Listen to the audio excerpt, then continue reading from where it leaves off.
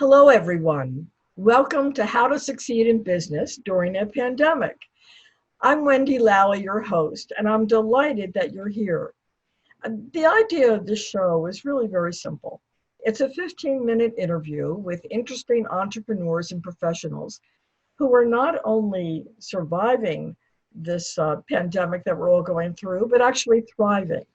And I thought it would be interesting for me to meet them and find out how they're doing what they're doing that's obviously working, but also share those insights with you. For my own business, I'm a marketing copywriter. And so this is sort of a natural fit for me because I get to find out about other people and I get to share that information with you, which is more or less what I do in writing as a writer. Today, we have a very interesting guest. His name is CJ Jelinek, and he is the founder and owner of Jellyneck Solutions. Now, Jellyneck is a web design company, but it's more than that, as CJ will explain to you. But for right now, I'm going to introduce CJ so he can tell us about Jellyneck Solutions. Hi, Wendy. CJ, welcome. Thanks for inviting me. Thank you. CJ, I know you got started in the real estate business. Would you tell us a little bit about how you transitioned from real estate to doing what you're doing now? Yeah, so I started in post-college, which was in the 90s, and moved to Chicago. And since none of what I do today was taught back in college, I had to learn everything post-college. And when I moved to Chicago, that was the time that we were in the middle of a housing market just explosion, and real estate was really hopping. And so that was my target market. The real estate agent was my market, and that was my client.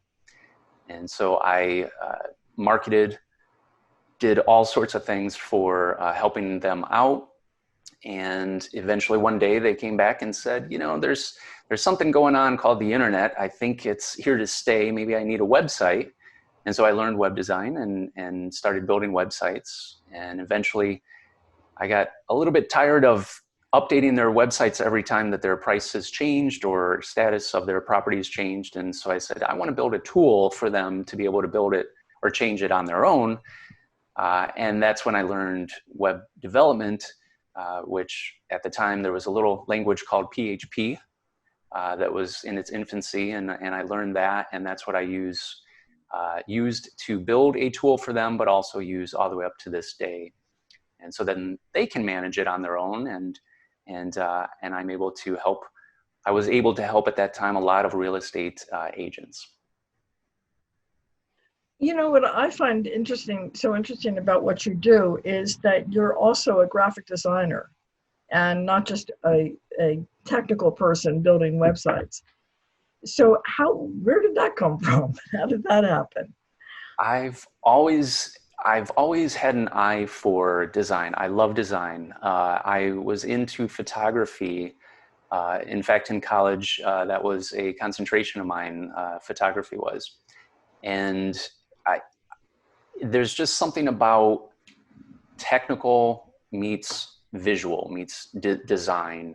And I love where those two worlds meet because it's so much fun to be able to not only create something that looks nice and makes sense visually and so on, but also functions as you want it or expect it to. In my world, there's a term or phrase called UX, or user experience. And so it's really important for me to think from the user's perspective to figure out what they're anticipating, what they're expecting out of their experience, trying to anticipate that by properly building code and interfaces, design elements, and so on, so that it matches that experience. I know things kind of went poorly for you in 2008 and you had to make another adjustment. And I'd love for you to tell us about that, because a lot of people are finding that have went through that time are finding that this period of time reminds them of that. And in a one way, I mean, it's horrific for them, but in another way, I find it encouraging because we did get through that and they came out some of them came out all the better for it. That's exactly right. Yeah, 2008 was an exciting year for me because I incorporated my present company, Jellyneck Solutions, and I had the grand master plan of taking care of, my real estate agent clients and expanding upon that. But something happened in 2008 that basically dried up that market, the housing crash. And so my target market disappeared overnight, literally overnight. I had to retool, I had to rethink. And at the time, when people were getting laid off, they pretty much knew that they were not going to be getting any full-time jobs anytime soon. It might be a year, 2 years, who knows. So in the meantime, a lot of people turned to starting up their own business. That dog walking, business that they had in the back of their head years ago, or jewelry business, or whatever it was, they decided to try that out. And I realized this. And so instead of focusing on a particular target market and industry, I would focus rather on broad industry and instead focus on the size of the company. Large businesses already had a lot of advantages, right? They were getting bailout money from the feds. They had plenty of tools that they were utilizing to be able to manage and promote their own businesses. But the small mom and pop stores didn't have these tools. If there were tools, they were not affordable. And so I figured, well, if I'm going to restructure my business, I want to target them. I want to help them and try to level the playing field. So I built tools into my web platform, transformed it from a real estate platform into more of a broad small business platform. So I built functionality into the platform that your typical small business would need, so that, again, I was trying to level the playing field and giving them the same opportunities as the larger ones were having. That's great. And I think it's a lesson for us all. You kind of look for where the need is. And this is my constant cry as a marketer. It's not just you may have a product that you're selling, but if someone doesn't need that product, so big deal. You've got to find what they do need and what you can do with your product that fills that need. So I hope that, many of you will kind of keep that in your mind when you're thinking about what to do next. The other thing I'd like you to keep in mind too, I want to ask CJ about this. We are a virtual world now. The retail stores that used to line Harrison and were open, from 10 to 6 aren't open anymore, but they still have merchandise. And there is a way to sell that merchandise. You sell it online. The same way that we're networking right now, we're talking to each other and meeting each other. We're not doing it over a cup of coffee in the local coffee shop. We're doing it in our homes by Zooming. So people learn to adapt, but you have to be willing to make that transition. With businesses, if you have products, you can sell them online. And CJ, why don't you talk a little bit about that and tell people how they might do that? Yeah, it really is about taking your skills that you're good at and transforming them. I'm speaking strictly from the perspective of, if you have an industry that is not doing anything right now, what are your particular skills, and can you take those skills and apply them to something else? If you're a photographer and you have no events to shoot right now, are you really good at Photoshop? Are you good at software? Are you good at that kind of thing? And can you apply that to maybe a different area, graphic design? Who knows? So pivoting, that favorite word that we all like to say, is crucial right now. And I've noticed that a lot of my clients are realizing that they need they need to work with this virtual space to promote or expand.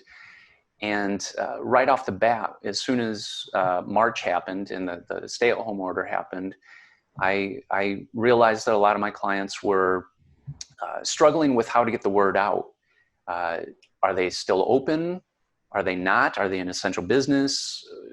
How do I communicate this to my clients? And although my clients have the tool to be able to update their sites on their own, I thought it might be a nice gesture to reach out to them, ask, is there any messaging that you want to convey? I'll take it off your plate and I'll just put it on your website. It's front and center so that it's very noticeable. And that first day that I sent that email out, I got a dozen people replying back with already written content that they had drawn up. They just were too busy or just too frazzled to be able to get it out there. So I put that on their websites, and I got several more over the coming days after that. And that was just one of the ways to help them to take advantage of the virtual realm. And from a business perspective, in my business, I've been, of course, utilizing Zoom. And before this, in my sales or my project pipeline, I was utilizing the telephone or in-person meetings. And with Zoom or any virtual platform that you might be using, it changes things. It really does. So I'm able to see eye to eye, right, in the sales process. It gains confidence on both sides, but also during the project pipeline, I'm able to share my screen. Here's where we are in this iteration of the website or the design or whatnot. Here's what we're doing. What changes would you like to make, and so on. So it's forever changed. I will forever incorporate this into my business. This sort of hybrid model will become a permanent part of my model. I absolutely agree. We're not leaving Zoom, and I don't think we're leaving the concept of people working at home most of the week either. It's simply too convenient and humane lifestyle. Yes, I'm not suggesting that we all homeschool our children and we deal with that, but it is a great option for people to be able to structure their life around not only what's happening at work, but also what's happening in your home life. And I just think there's going to be more of that going on, even when we get back to quote unquote normal. Speaking of looking for resources, I want to get into your work as a networker a little bit. CJ, how did you start your group, Business by Referral? Well, Business by Referral, or BBR as we commonly go by, refer to it as, started not unlike my business started, tail end of 2008, early 2009, when, again, people were getting laid off. They needed to network. They needed to drum up business for their side project or project that would become their daily job or whatever it might be. They needed the opportunity to network, and so networking was in hot demand. Tail end of 2008, early 2009, and so it was founded by just a core group of people, and we've been running it ever since then. And it's gone through periods of up and down. Yeah, it's so much more efficient to just keep the network constant, steady over time, rather than just rebuilding in spurts. It just keep doing it. It's a muscle. Exercise it. Well, we are come to the end of our time, and it's been totally delightful. Thank you so much for joining me and telling us about what you do and how you came to do it. And I hope that people will contact you to learn more about Jellyneck Solutions. It's well worth exploring. And I highly recommend CJ. He's terrific. I just want to thank you again. Thank you, CJ, and thank my audience thank all of you for stopping by each week. And I hope you'll come back again next week. We'll have another interesting guest for you to meet. And until then, please stay safe and stay well. Thank you. Thank you, Wendy.